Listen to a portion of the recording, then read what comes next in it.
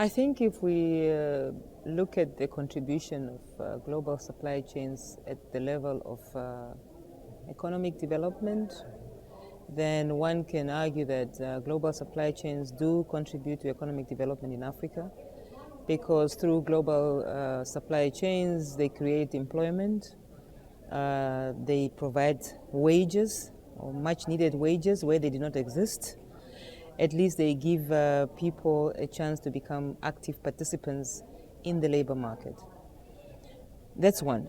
But secondly, on the social front, I think global supply chains doesn't have a good record in terms of contributions in Africa.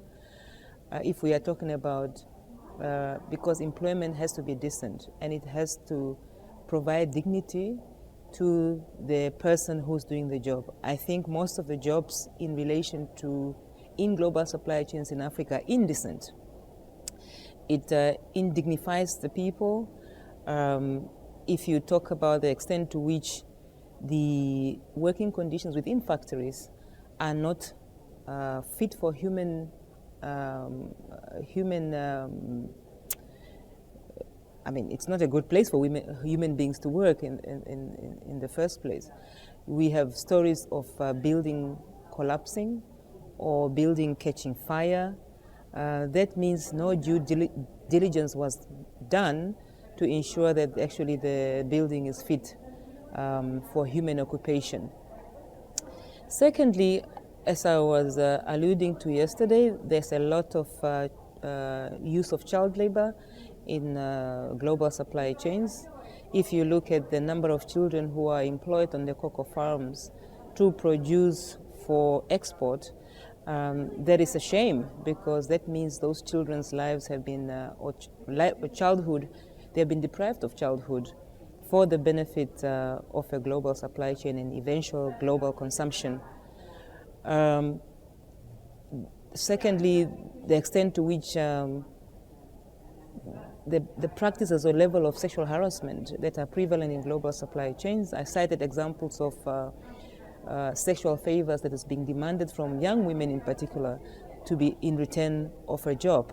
That is not decent and that's not dignified.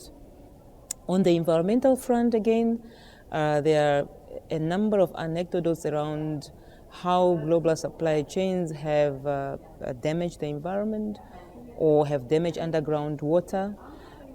Even in situations where the water is scarce. There's a very good example of a factory in Namibia that was called Ramatex, where by the time they closed down, underground water was polluted, and that becomes then the responsibility of the state to clean up.